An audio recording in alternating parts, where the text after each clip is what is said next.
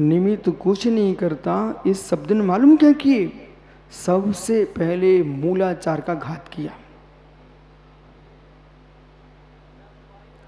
सुनो अशोक भैया, राकेश पंडित जी आ जाए तो उनको जरूर बता देना क्या हमने सुना इस बार नई बात। निमित्त कुछ नहीं करता, इस शब्द ने सबसे पहले मूलाचार का घात किया। बोले कैसे किया? और ये युवा मुनियों को समझना चाहिए, विचारों को अपने ऊपर दया करना चाहिए। निमित्त कुछ नहीं करता ऐसा मस्तिष्क में भर दिया। अब मूलाचार तो ये कहेगा कि बेटा स्त्रियों से बातें मत करो। मूलाचार तो ये कहेगा असंयम से बचो। मूलाचार क्या कहेगा? असंयम से बचो। तो असंयम से बचो मतलब 5 इंद्रिय के जो विषय थे वे सारे निमित्त हैं। ये सब क्या है? निमित्त है। तब ये कहा कि निमित्त से बचो, निमित्त से बचो, ऐसा जब कथन किया तो मालूम क्या हुआ? मूलाचार कहेगा सम्मतियों का पालन करो, गुप्तियों का पालन करो, महाव्रतों का पालन करो। इन सारे पालनों में असंयम का पक्ष क्या है? असंयम का पक्ष क्या है? जो प्रकट भ्रष्ट करने वाला जो कारण है वो तो परनिमित्त है। अंतरंग भावों में जो विकार आपके आ रहे हैं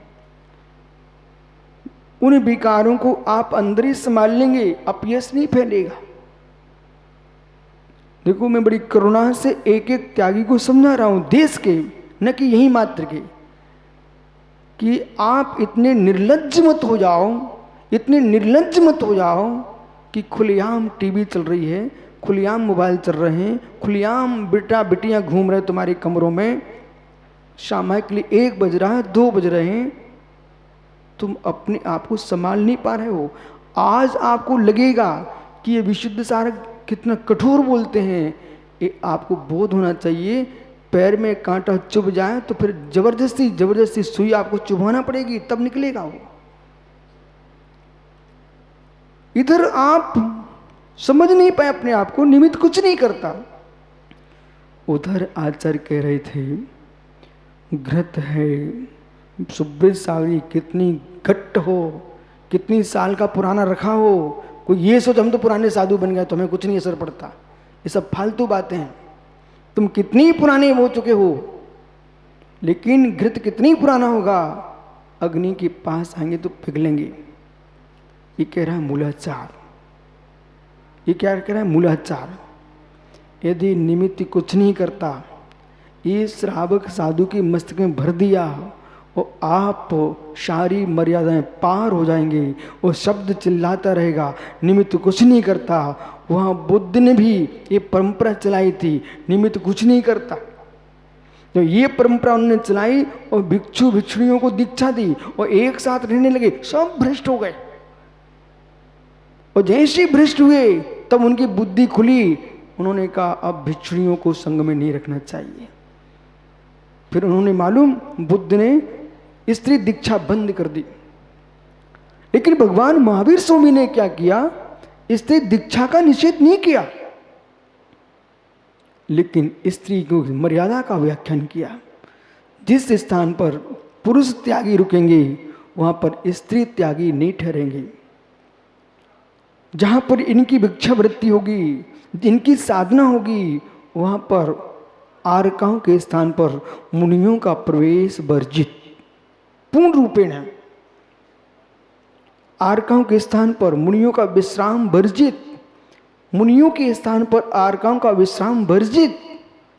देखो माताओं, आप यहाँ आए हैं और शिविर में भाग लिए हैं, आपको जैन दर्शन पर कितनी यदि करुणा है, आप गुरु भक्त बन के रहना, प्रभु भक्त बन के रहना, लेकिन गुरुओं के साथ मर्यादा के साथ रहना।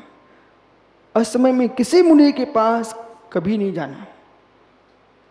बस सामायिक का काल है, आपको ऐसी कौन सी बड़ी बात है यदि तुम्हारे माध्यम से तुम्हारे गुरु बदनाम हुए तो आपको तो ये लग रहा है कुछ नहीं हुआ, पूरे विश्व में श्रवण संस्कृति का सिर नीचा हो जाएगा। हर दर्शन की आंख जैनियों पर होती है, देख ध्यान रखिए, चाहे वर्तमान काल हो चाहे भूतकाल हो, भविष्य भी ऐसे ही रहेगा। हर दर्शन की दृष्टि रहती है, तो वहां पर आपको विचार करना पड़ेगा ऐसी कौन सी आवश्यक बात है जो कि आप बाद में जब सब साधु सामयिक को बैठ जाएं फिर एक दो साधु कमरे में तुमको जाना है। ये सब बालकों को समझा के रखो, शुभ समझ के रखो। निमित्त कुछ नहीं करता, और जब निमित्त कुछ नहीं करता, इसी सूत्र ने, मालूम है सूत्र खड़ा कहां से किया गया है, आपको बोध होना चाहिए। जिस व्यक्ति ने निमित्त कुछ नहीं करता कहना प्रारंभ किया था, वो व्यक्ति वस्त्रों से मोक्ष मानने वाले दर्शन से आया था।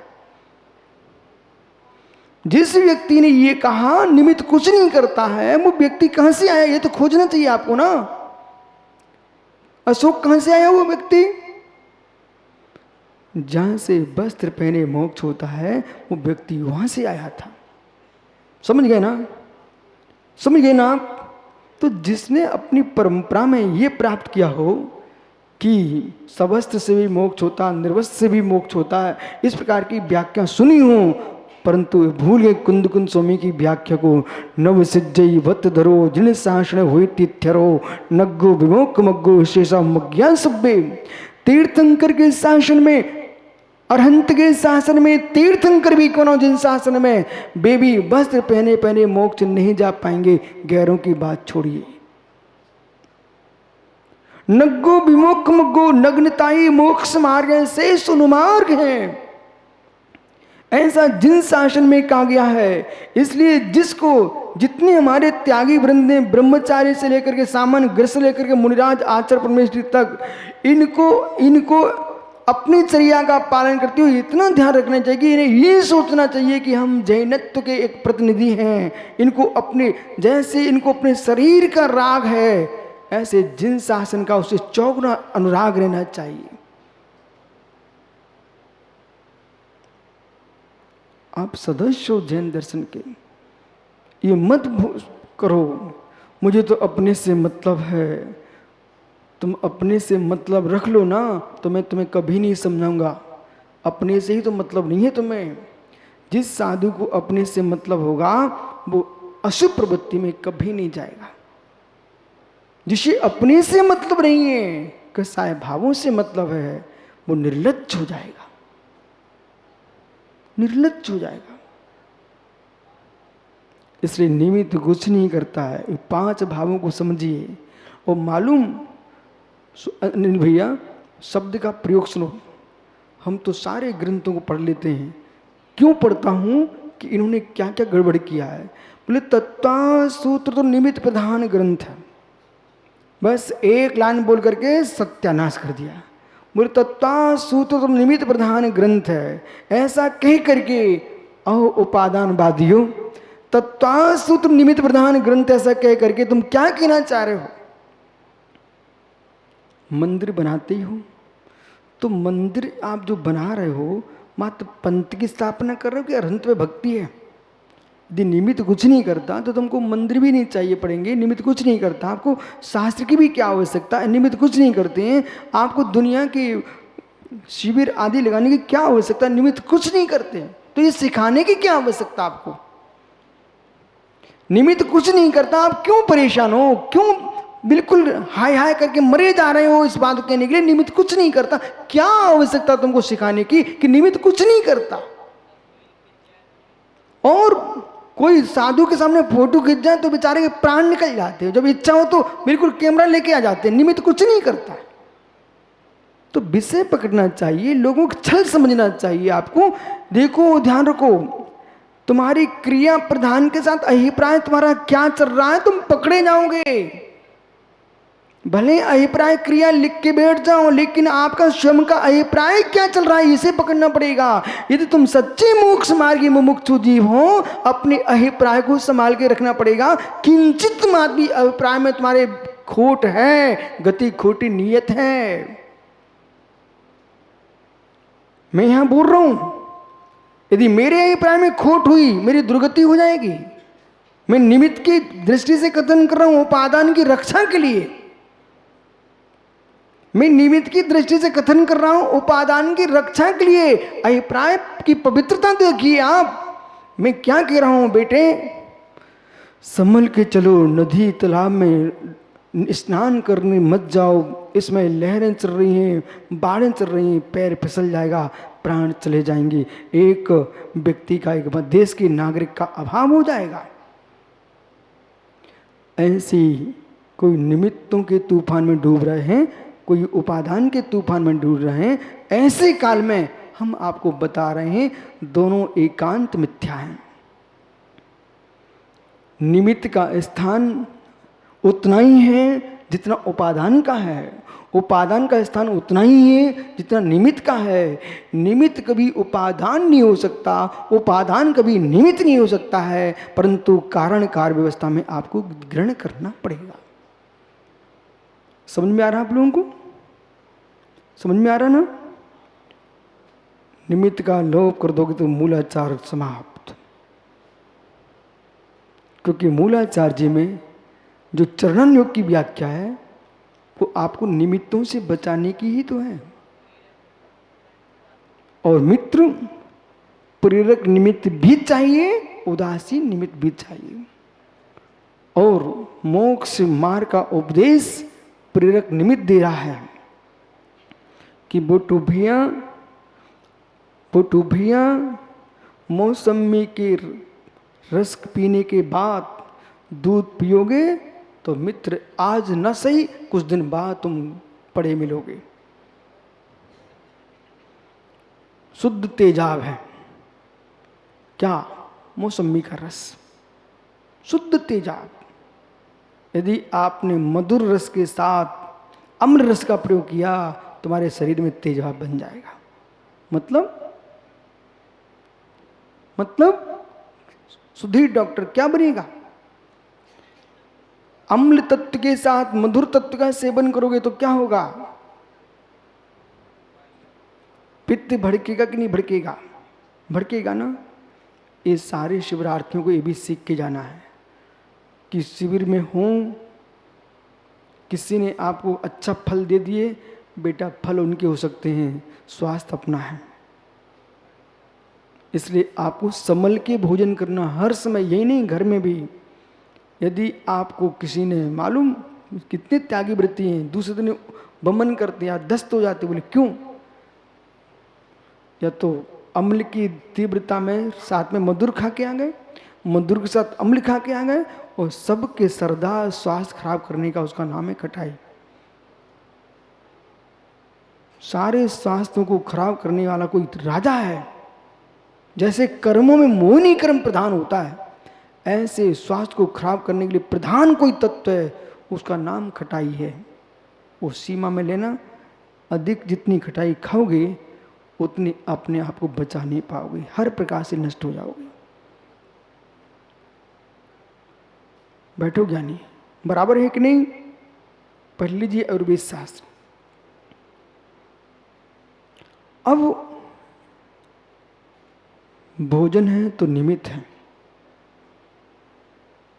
उपादान में जाओगे ना, जो व्यक्ति पूर्ण निमित्त का निषेध कर रहा है उस व्यक्ति को तो आज ही चारों प्रकार के भोजन का त्याग कर देना चाहिए।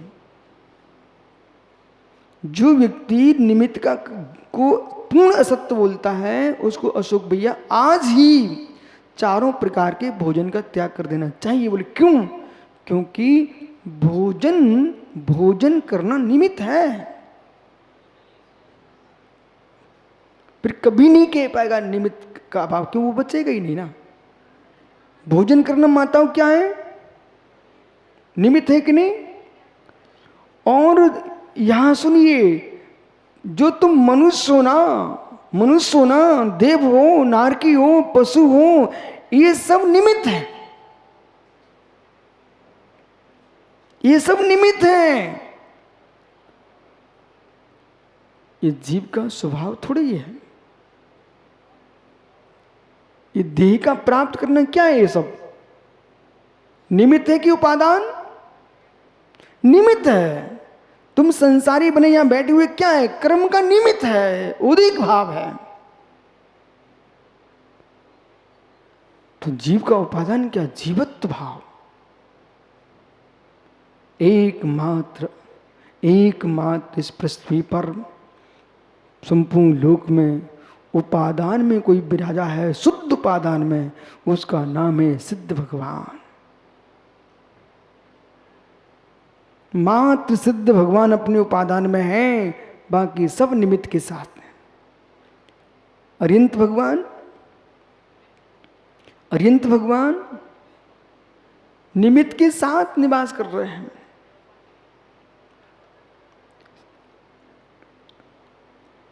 कहाँ है? निमित्त के साथ। कर्म नोकर्म के साथ की अपेक्षा में कथन कर रहा हूं, निमित्त के साथ। और बेनिमित्त के साथ हैं जो ठीक है, और दूसरे के लिए परम निमित्त है वो स्वयं।